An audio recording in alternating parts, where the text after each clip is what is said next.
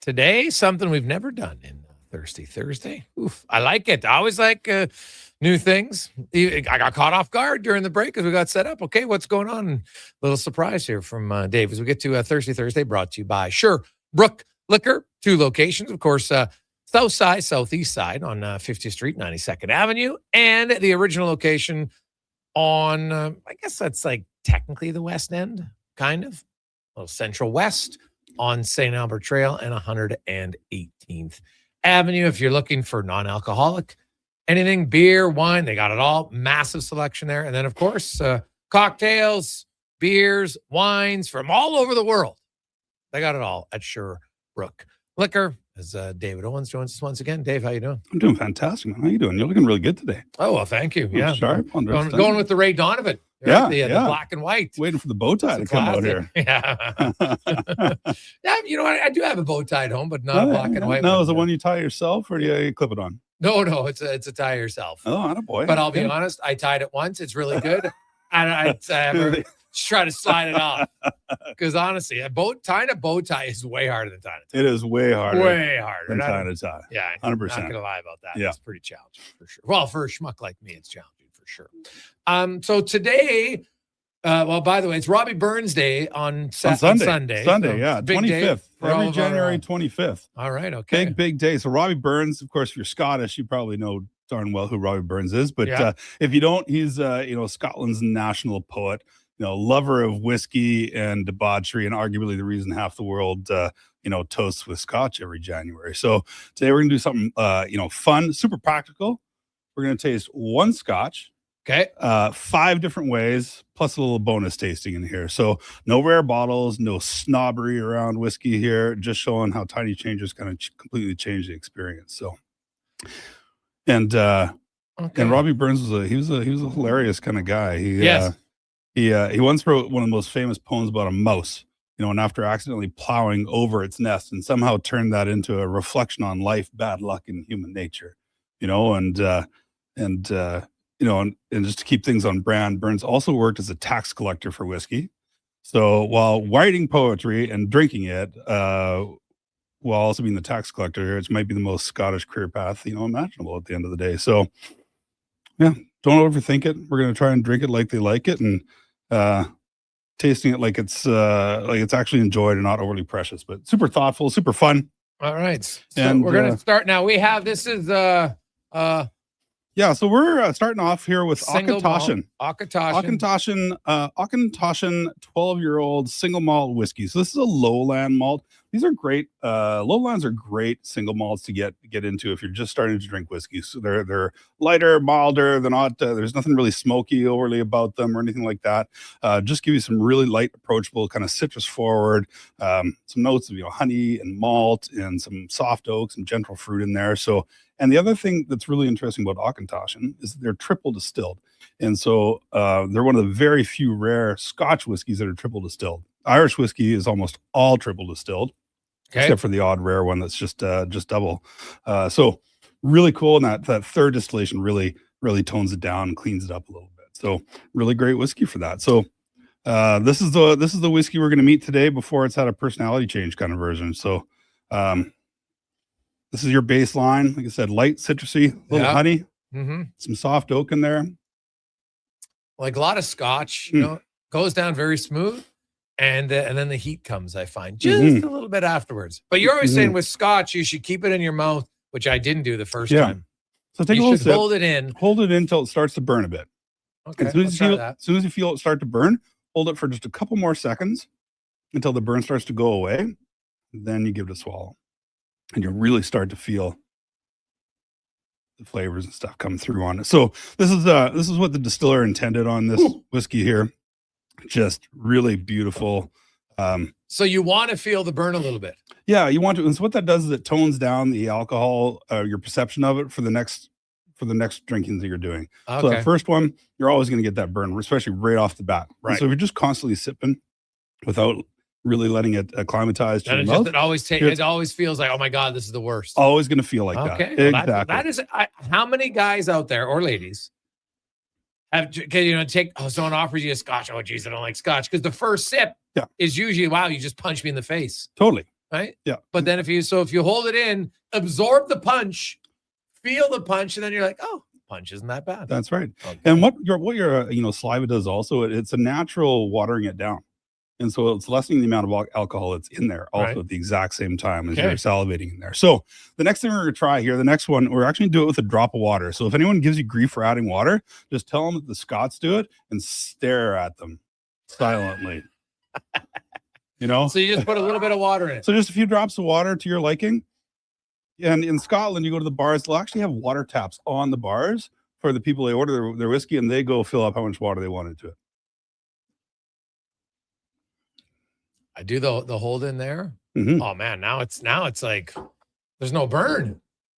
Nothing in there. There's flavorful, but there's no burn. Exactly. So you get all that flavor. Now it also had a few drips of water, so maybe that's and so that water, and that's exactly what the water did. So the water really toned it down, okay, and to let you taste all the natural flavors that are inside of that whiskey. So the purpose of getting the water in it really helps. It opens up the aromatics. So you can smell a little bit more, softens the alcohol, just get the actual sweetness and stuff of it. So if you've ever said, oh my god, the Scotch is too strong, try this. Put a little. Now it's kind of like when if you put something on the rocks, right, where it won't water it down, you get a big thick ice cube. That's right. It'll slowly water it down, and thin it out, but it'll absolutely. Yeah, because I find now I drink stuff on, the flavor seems to last, and it doesn't water it down if you want to put water. No, you don't want to water it down too quickly, but and you'll also find some Scotch whiskeys. I mean, this is 40%, which is kind of a baseline for Scotch whiskey. But if you're buying cask strength stuff and so on, you're over 50%, sometimes over 60% alcohol. Those are intense, and so I always like to taste them first to find out what they taste like. But it will almost always add water to them. Okay, rare occasions I won't. All right. So that's two. So we've got straight. Now we've got it with a little water. Okay. Now what do we do? Yeah. So now I'm going to give you a little lemon peel there. Yeah. All right. And we're gonna. I dropped the lemon peel in it. No, I'm going to give you a fresh one there. Okay. And you're going to take the lemon peel and you're just going to express it over top. So you're going to squeeze it. Okay. Twist it. Mm-hmm. And then you're just going to rub it around the edge of the glass. And then you can drop it in or throw it out. So I rub it around like the lip of the glass? Just around the lip of the glass. Yeah. All right. Okay. All right. Stuff I've never done before. There we go. Yeah. So this lemon peel expression. Do you drop the? You can do your choice. Put it in or toss it. Whatever you like. It? No. I did clean it. That's what I did. It is true. My wife worked at the bar and said the number one thing, the fruit can be so dirty. Like don't put fruit it in and veg always. Yeah. So we're not making lemonade. This is all about aromatherapy for it, right? So. Oh man, is it? Now it's. And this is going to highlight, and so just get a little swirl in there too.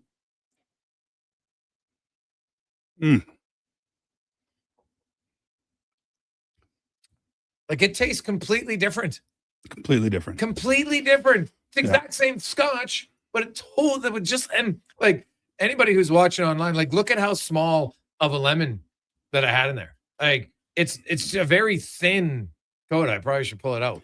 Yeah, and the rind is what you want, right? Yeah. So use a peeler. Yeah. You want to make sure. So you just want the rind of it. Get it off the lemon, and you don't want any of the juice going in there. No juice, so just the rind. This is just right because you're just getting the oil, so you're just expressing the oils. Unbelievable, right? And so it's also it's highlighting all the citrus that's already in that whiskey. Oh, just fantastic! That is such a fantastic idea. Yeah, never had it. Sit at your friend's house, hey, have a Scotch first time. Okay, now we'll put a lemon rind in. Absolutely, unbelievable, simple, costs you nothing. It's like you got a total different drink. Totally different drink. But it tastes really good. The flavors, really flavors. Obviously it's a little bit more lemony. Yeah. But afterwards, it's just it's the way to go. It's such a beautiful, beautiful piece. Oh. All right. So the next thing we have in here, we've got some PX sherry in here. So this smells like Christmas cake with good decisions coming. Oh.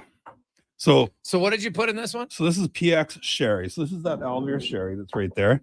So you put the sherry with the Scotch. So what we're going to do first is I want you to taste the sherry. Just get an idea of what sherry is here. So this is straight sherry. So this is straight sherry. So we're going to taste this. So this is, we're trying to do this to understand what the PX does to it. So a lot of whiskeys have sherry in them, including this Auchentoshan. Okay. So we're just going to use it to highlight the sherry so you understand a little bit more where those flavors are coming from. Okay. So sherry, it's made from sun-dyed Pinot Jimenez grapes. It's really sweet and rich. Raisins, fig, dates, molasses. Yes, figs and the raisins in there. Those. Classic expression of the style. This one here, super intense, but it's balanced. Do You obviously have the Elvira at Absolutely, at so both locations. Okay. And this is, people use this. What's the 98 points on the bottle? What's that? That's what it's rated in, World Wine. Oh, like 98 out of 100. 98 out of 100. Yeah, pretty good. Yeah, I said Elvira is Even one better of the, than McDavid. That's pretty good. That's right. It's one of the oldest and most respected sherry producers in Spain. So it's absolutely fabulous. So there's an empty glass there. Yeah. So what I want you to do now is I want you to just really swirl it around. Yeah. Get a really good swirl in there, and then you can just pour out the rest into that other glass there. Like that. And then you're going to take. So I'm leaving. So the sherry that I poured out, now I pour the Scotch into the one where the sherry's out of. That's right. Exactly. So I'm going to pour the Scotch into that one. All right. All right. Okay. And then you can give that a swirl. We're mixing on the fly here. That's right. Like I said. So we're not mixing it. We're just letting the Scotch kind of walk past the sherry and pick up a little accent to it. So, so if you're making this at home, just pour a little sherry in, rinse it around the glass, and toss the sherry, and then add in your Scotch. Yeah, it definitely lessens the bite right away. But the dates and the raisin, like it seems like it's more full. More fuller, yeah. So if you go back and have a little sip of your one with the water in it. This one, yeah. Yeah. And try to pick up those same notes in there now. All right, so you'll start to match up where the sherry really is great piece for Scotch whiskey. It's funny, the water one, when I drink it now, it doesn't have as much of an aftertaste, whereas the sherry will still be a little bit, you know how when you take a sip of Scotch and then it's kind of a delayed and then you feel the heat? Yeah. You still feel the heat more with the sherry. You do with a little bit of sherry. Yeah, exactly. So, why sherry and Scotch? Well, the sherry cask used to be widely available in the UK. Now, people don't drink as much as they used to it. I mean, everybody's grandma over from there probably drank sherry at one point in time. Okay. So they were widely available.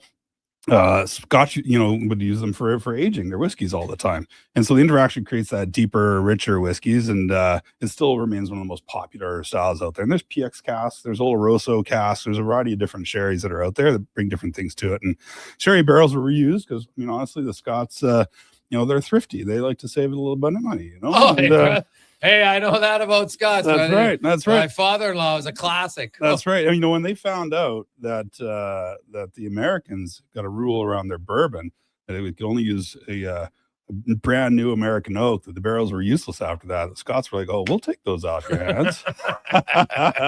He got me the line. Take care of your nickels and dimes. The dollars will take care of themselves. That's right. Exactly. And awesome. So, last but not least, and I really like this one here. This is the, I like whiskey, but I also like hydration version.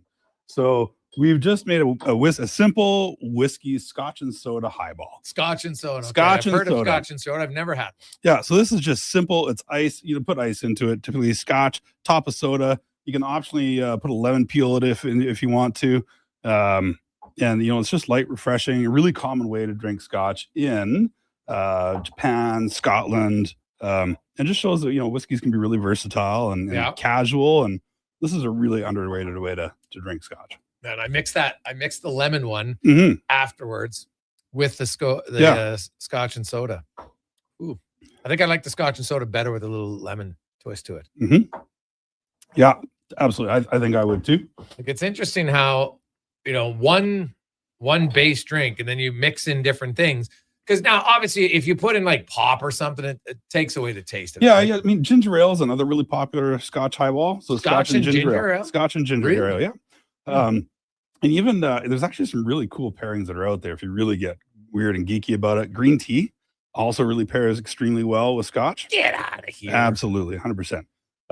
Try it sometime. It's great. Green tea. Hot or cold? Either way. Okay. Yep. Either way. Like a hot toddy almost. A hot toddy almost. That's right. But the green tea, just the palate and the flavors of that and the dry, it really pairs well with the Scotch whiskey. So That's good. Hey, before I let you go, I want Yeah. to read. Hey, JG, I just need to do a shout out for the Sherbrooke crew, but especially to Steven. After hearing your spot and your show, I reached out for some specific beers. Steve took the time to respond to my inquiry with a detailed email, give me a breakdown of what was available and also some other beers I may like that were of the same wavelength. Can't say enough good things about Sherbrooke and their attention to detail. I love beers even more now from Aaron. There you go, Aaron. I love it. Steve knows his stuff, buddy. Awesome. It takes some time because what I've learned on the show now, and I get to try all these different type of beers that I never would have tried before. And even something like Scotch, like because a lot of people got a lot of texts coming in, guys, I can't drink Scotch, but hearing your now I might have to try it again. No, absolutely. There's the so hold many it in different the ways mouth. That seems to be the key. Hold it in your mouth. Feel the burn, push through the burn, and then the next time you sip it, it's not like, oh my God, I'm getting punched in the face again. And the other key is, and I find that Scotch whiskey is there's a lot of people that are really hoity-toity about it, snobbery and all that. Don't buy into that crap. The Scots, they love their whiskey and they're so unpretentious about it. So you find the way you enjoy it, and the way you enjoy it the most is the best way to drink Scotch whiskey. So like we drank these out of just simple beer glasses here today, and we put lemon peel in it, some extra sherry, water, soda, played around with it. Do what you want with it. Drink it the way you want to enjoy it. But there's all sorts of different ways to do it and some great stuff out there. And we're just we're really happy to help people find the right way to enjoy it. Yeah, I love it. Great stuff, man. Appreciate it. Awesome. Enjoyed the game tonight. Yeah, I'm stoked about it. Looking forward to it. Oilers winning? Yeah, they always come back and win after they've blew a third game lead, don't they? They can't win 3 in a row, but they're pretty good at coming back. That's right. That is true. Yeah. Awesome.